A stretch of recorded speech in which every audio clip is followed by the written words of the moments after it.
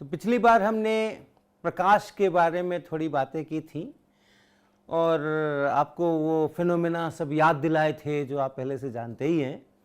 Light जो है, प्रकाश जो है सीधी रेखा में चलता है, समतल दर्पण से परावर्तित होता है, प्रिज्म से अपवर्तित होता है, या पानी की सतह पर या शीशे के सतह पर पड़े तो मुड़ जाता है, अगर तिरछा पड़े तो। ये सब चीज़ें आपने देखी।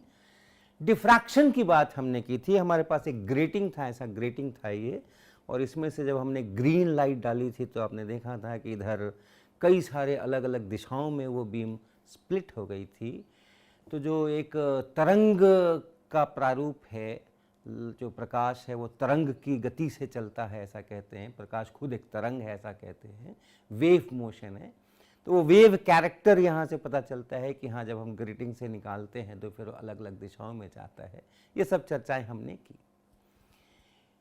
अंत में हमने एक और चर्चा छेड़ी थी कि बहुत सारे ऐसी भी परिस्थितियां होती हैं जिसमें हमें लाइट को वेव्स के रूप में नहीं लेकर के और अलग अलग काउंटेबल पार्टिकल्स के रूप में लेना पड़ता है, जिसको हम लोग फोटॉन्स कहते हैं।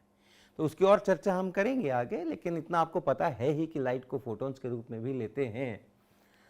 और तब हमने एक प्रश्न उठाया था कि जब पानी की सतह पर एक बीम, प्रकाश की एक बीम तिरछी पड़े और उसका कुछ हिस्सा अंदर चला जाए पानी में और कुछ हिस्सा परावर्तित हो जाए, ऐसा मैंने आपको दिखाया था, तो वैसी हालत में फोटोन पिक्चर में हम इसको कैसे डिस्क्राइब करेंगे। तो अगर मान लो 20% परावर्तन हो रहा है और 80% अपवर्तन हो रहा है, तो हम कहेंगे जितने फोटॉन्स आके गिर रहे हैं उनमें से 20% फोटॉन्स पुराने माध्यम में वापस लौट जा रहे हैं और 80% फोटॉन्स दूसरे माध्यम में चले जा रहे हैं। ये तो ठीक है, बड़ी अच्छी बात।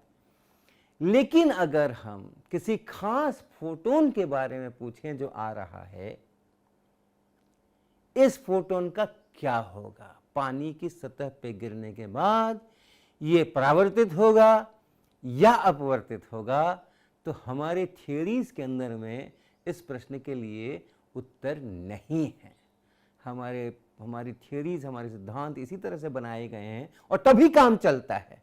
हम बनाने वाले हम कोई नहीं होते हैं, जैसी प्रकृति है उसी को डिस्क्राइब करने के लिए हम ये रूल्स बनाते हैं।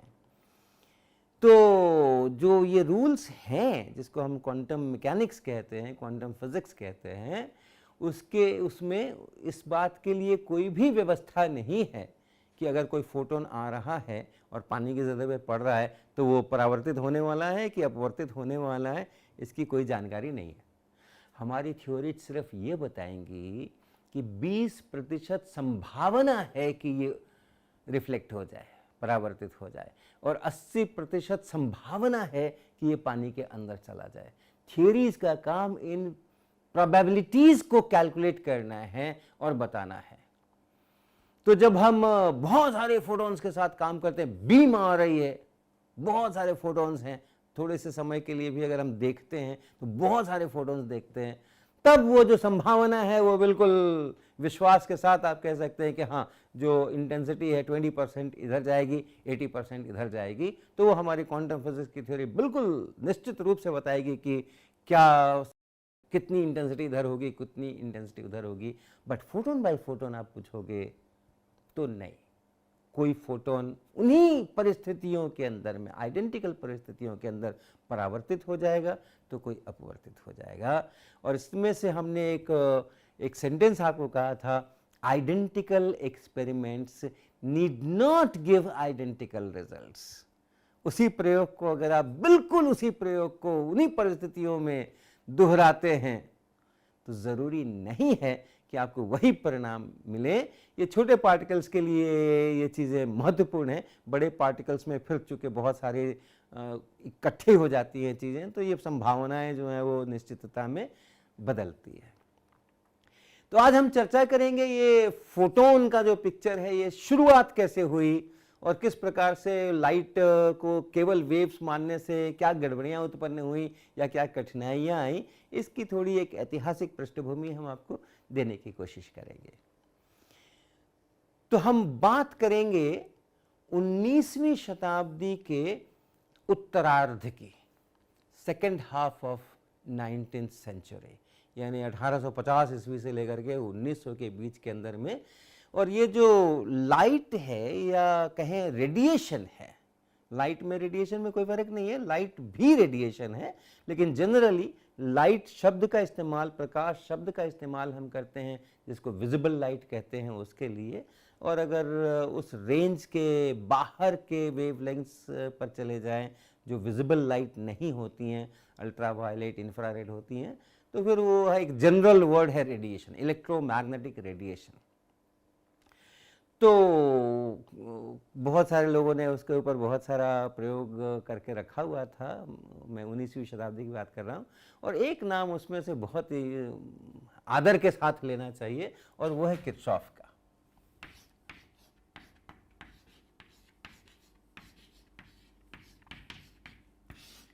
इन्होंने इलेक्ट्रोमैग्नेटिक रेडिएशन के ऊपर काफ़ी सारे स्टडीज़ किए, काफ़ी सारे एक्सपेरिमेंट्स किए, काफ़ी सारी थियोरीज भी करी और बड़े अच्छे अच्छे उन्होंने परिणाम निकाले हैं। ज़्यादा चर्चा नहीं करूँगा उनका, लेकिन एक जो बहुत महत्वपूर्ण बात निकल करके आई है इनके स्टडीज़ में से कि हर एक वस्तु, हर एक समय, हर एक टेम्परेचर पे अपनी सतह से ये रेडिएशन एमिट करती है और जो है रेडिएशन वो उसके ऊपर पड़ता है, उसको वो एब्जॉर्ब करती है।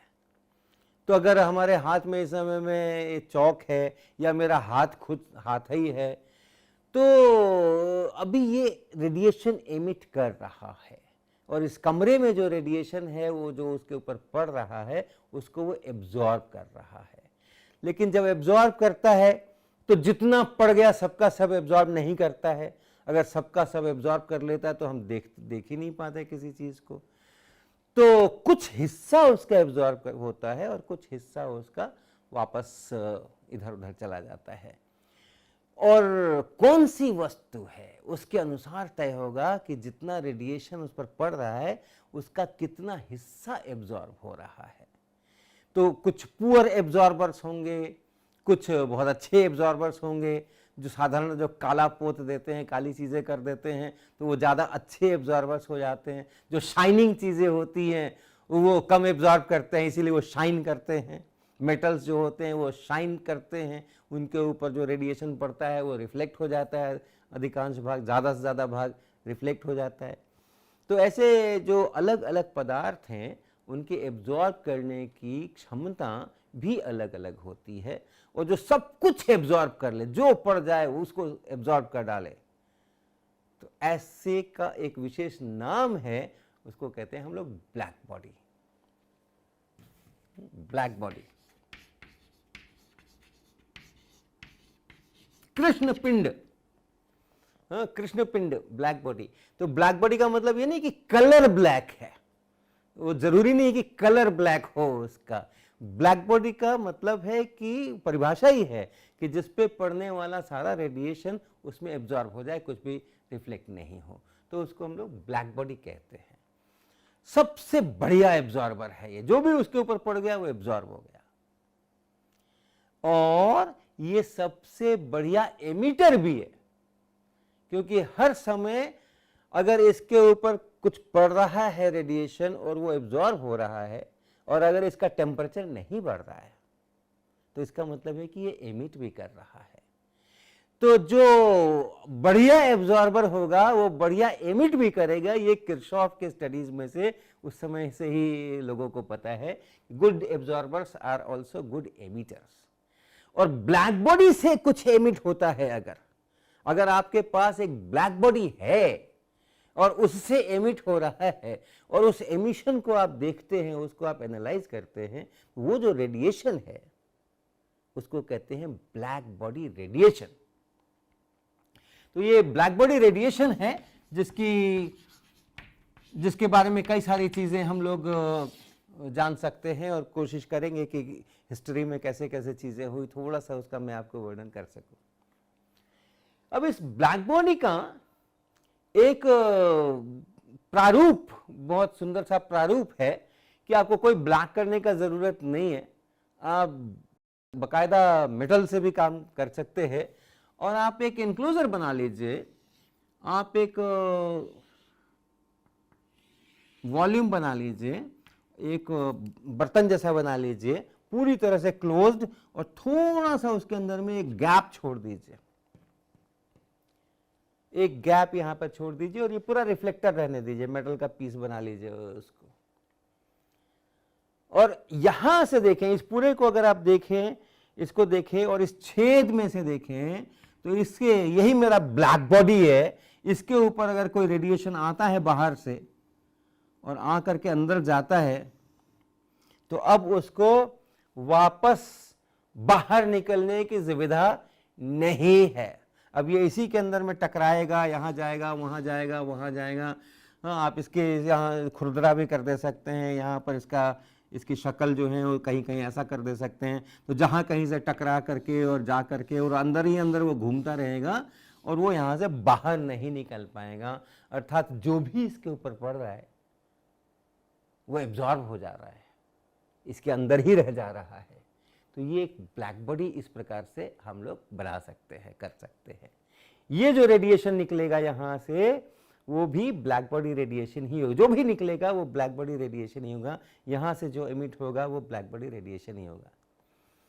और दूसरी चीज कि अगर ये टेम्परेचर कांस्टेंट है और बदल नहीं रहा है, तो वैसी हालत में इसको पूरा बंद कर दो, इसको पूरा भी बंद कर दो आप, और इसका टेम्परेचर फिक्स कर दो,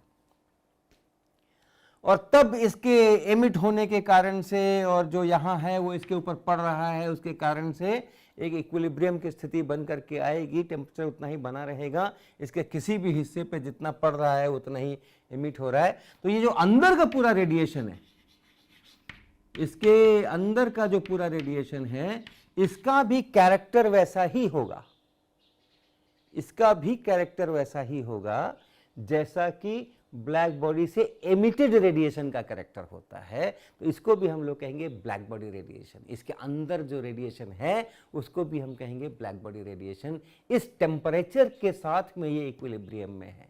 तो हम इस रेडिएशन का एक टेम्परेचर भी डिफाइन करेंगे।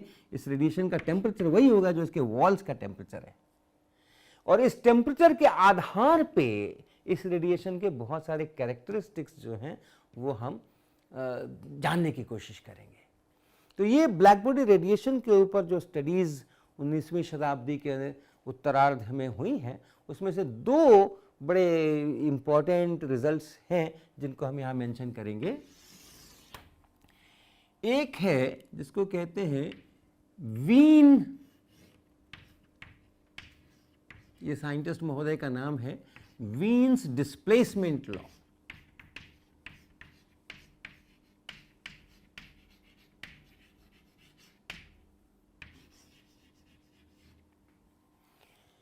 ये क्या है, इसको बताने के पहले हम आपको एक छोटा सा एक बल्ब जला करके दिखाएंगे, उसके बाद फिर हम वापस यहाँ पर आते हैं।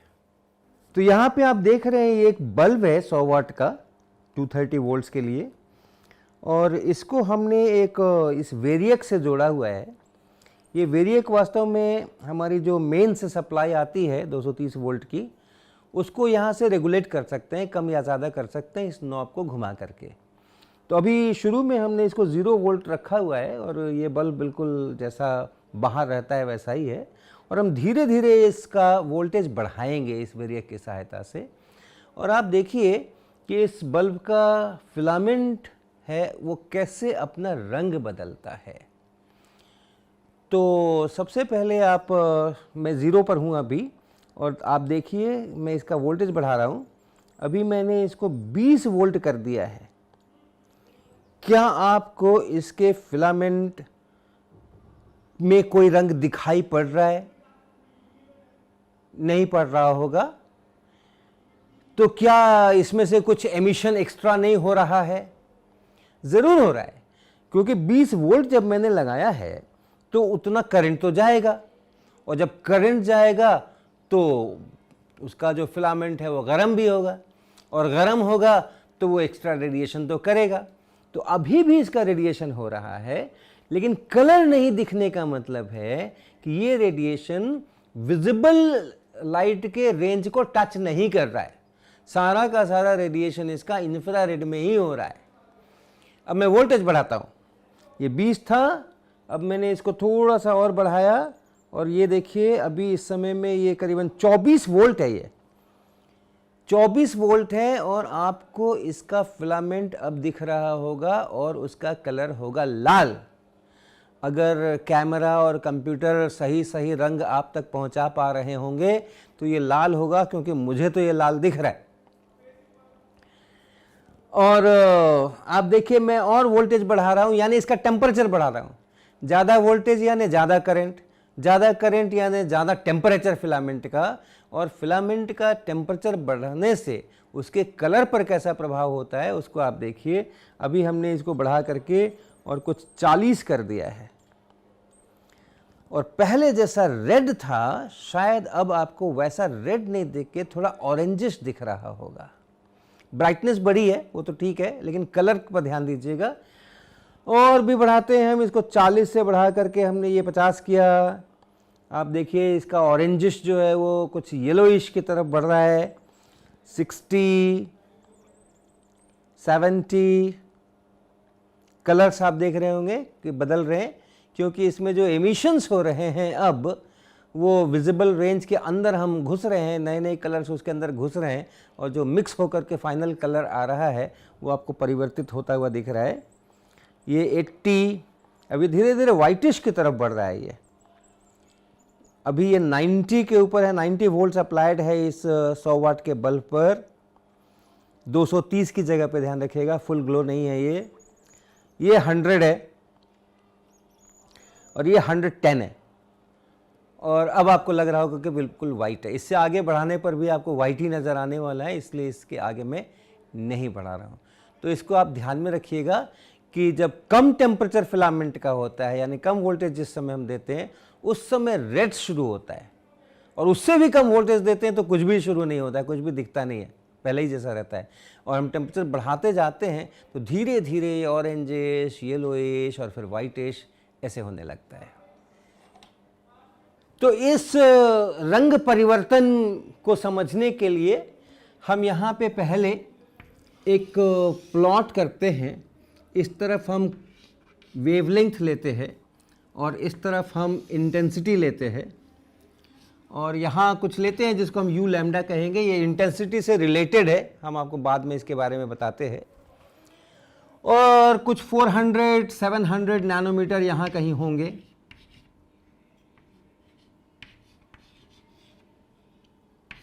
नैनोमीटर में है ये सारा मामला।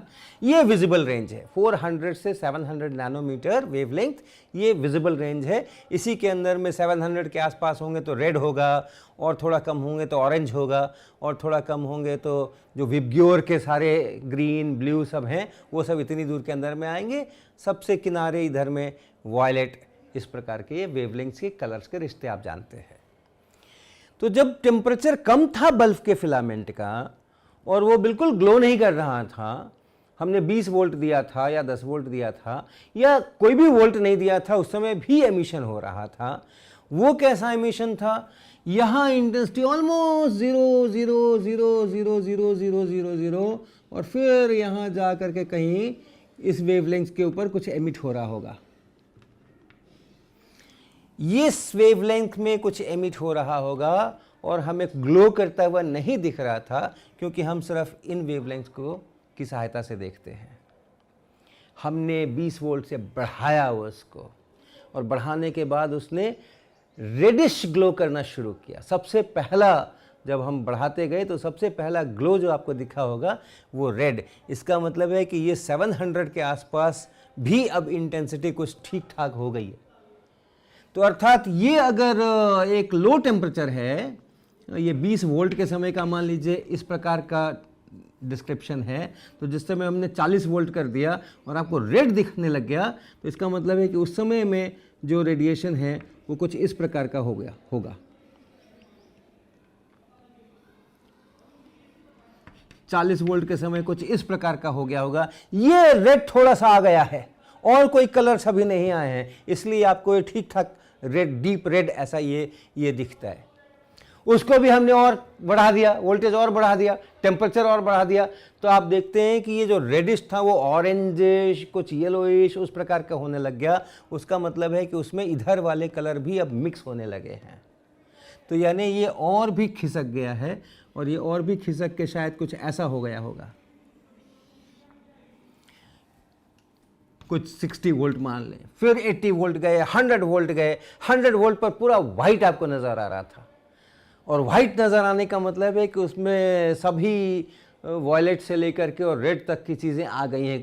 प्रपोर्शंस बिल्कुल वो नहीं होंगे जो सनलाइट में होता है, लेकिन सभी आ गए हैं। तो यानी आप टेम्परेचर बढ़ाते जाते हैं, और तब आपको जो ये शक्ल है इस ग्राफ की, वो शक्ल जो है वो बदलती जाती है। तो अब ये सब भी आना शुरू हो गए हैं, ब्लू ग्रीन वगैरह भी आना शुरू हो गए हैं, और ये रेड वगैरह तो हैं ही उसके अंदर में, इसलिए वो सब मिल करके वो आपको वाइट नज़र आ रहे हैं। 100 वोल्ट ये समझ लें। तो क्या देख रहे हैं, ये जो मैक्सिमम इंटेंसिटी है, जिस वेवलेंथ पर मैक्सिमम इंटेंसिटी है, जिस वेवलेंथ पर मैक्सिमम इंटेंसिटी है, लैम्डा एम अगर उसको कहें, लैम्डा एम, तो टेम्परेचर जैसे जैसे बढ़ता है वैसे वैसे वो लैम्डा एम घटता है। इस टेम्परेचर के लिए यहां लैम्डा एम था, इस वाले टेम्परेचर के लिए लैम्डा एम यहां आ गया, इस वाले टेम्परेचर के लिए लैम्डा एम और इधर खिसक गया। 100 वोल्ट के समय जो टेम्परेचर था, लैम्डा एम और इधर खिसक गया। तो जैसे जैसे हम टेम्परेचर बढ़ाते जाते हैं वैसे वैसे ये जो लैम्डा एम है, जिस वेवलेंथ पर लाइट की इंटेंसिटी सबसे ज़्यादा एमिट हो रही है, वो घटता जाता है। और ये वीन का पढ़ा हुआ, समझाया हुआ, एक्सपेरिमेंट किया हुआ रिजल्ट है कि इन दोनों का जो गुणनफल है लैम्डा एम इंटू टी, ये हमेशा कांस्टेंट रहता है, और कुछ 2.898 इंटू 10 पे पावर -3, कुछ इस प्रकार का इसका मीटर केल्विन ऐसा इसका वैल्यू होता है, फिक्स्ड वैल्यू। फिक्स्ड वैल्यू इसका इस प्रकार का होता है, और इसको कहते हैं वीन्स डिस्प्लेसमेंट लॉ। तो एक ये परिणाम है। और दूसरा परिणाम जो लोगों ने इस ब्लैक बॉडी रेडिएशन के बारे में करके रखा हुआ था, जान के रखा हुआ था, एक्सपेरिमेंट्स करके रखा हुआ था, उसको कहते हैं हम स्टीफेंस लॉ।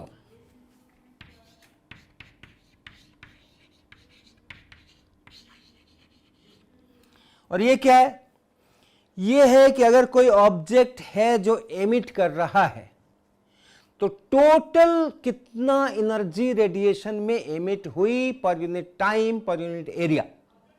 अगर ये ऑब्जेक्ट है जहां से एमिशन हो रहा है, और इसका हमने एक यूनिट एरिया लिया है, और उस एरिया में से कुल सभी वेवलेंथ्स मिल करके टोटल जितना रेडिएशन पर यूनिट टाइम हो रहा है उसको हम देखें, तो वो टेम्परेचर से 4th पावर के प्रोपोर्शनल है।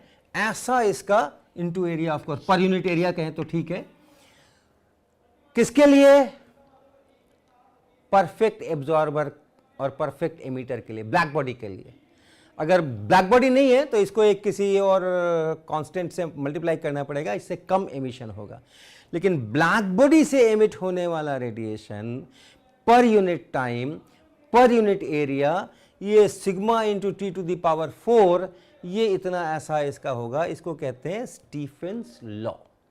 ये स्टीफेंस ने एक्सपेरिमेंटली ऑब्जर्व किया था इसको, एक्सपेरिमेंटली इनको, ये भी एक्सपेरिमेंटल ऑब्जर्वेशन है, ये भी एक्सपेरिमेंटल ऑब्जर्वेशन है। तो ये दो जो एक्सपेरिमेंटल ऑब्जर्वेशंस थे उसको क्लासिकल फिजिक्स की थ्योरी के आधार के ऊपर, और बाद में कई साल बाद बोल्ट्जमैन ने और इन लोगों ने इसको डिराइव करके बताया कि हाँ ये होना चाहिए और ये भी होना चाहिए। तो मेन बात यह है, प्रमुख बात यह है कि ये क्लासिकल फिजिक्स जो थी हमारी 19वीं शताब्दी में, उससे ये सारी चीजें समझ आती हैं।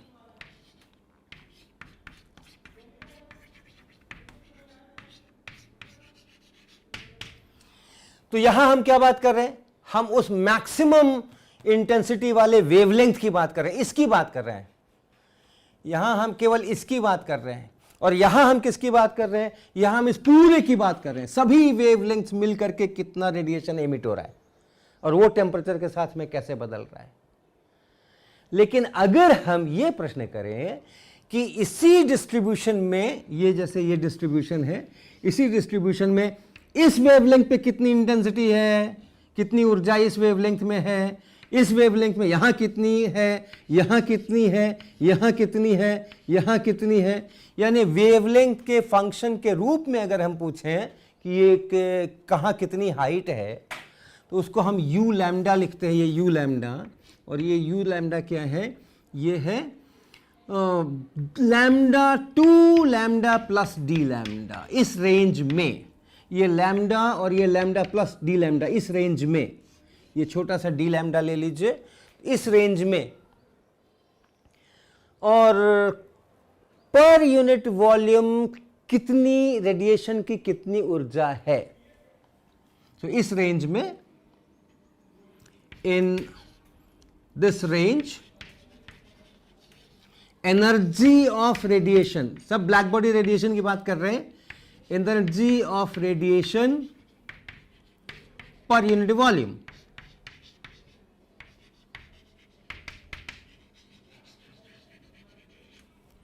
इसको कहते हैं हम, इस चीज को कहते हैं हम, इसको हम कहते हैं यू लैम्डा डी लैम्डा,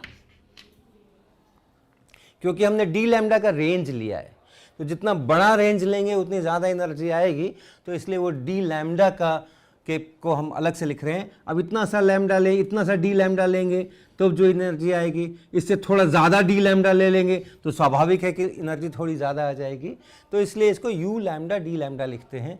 और ये जो एनर्जी है, इसको आप डी लैम्डा से भाग लगा दो तो वो यू लैम्डा हो गया, यानी लैम्डा वेवलेंथ के आसपास में और इंटेंसिटी कितनी जा रही है, ऊर्जा कितनी जा रही है, उसको ये बताता है। ये जो प्रश्न है, किस वेवलेंथ पे कितनी ऊर्जा, इसका उत्तर क्लासिकल फिजिक्स के पास नहीं है। और अगले लेक्चर में हम चर्चा करेंगे कि क्लासिकल फिजिक्स से इस प्रश्न का उत्तर प्राप्त करने के लिए लोगों ने कैसे कैसे मेहनत की और कैसे अंत में क्लासिकल फिजिक्स में से कुछ हटाकर या उसमें कुछ जोड़कर, उसमें कुछ संशोधन कर, उसमें कुछ चेंजेस ला करके, और इस प्रश्न का उत्तर प्लैंक ने ढूंढा, मैक्स प्लैंक ने ढूंढा।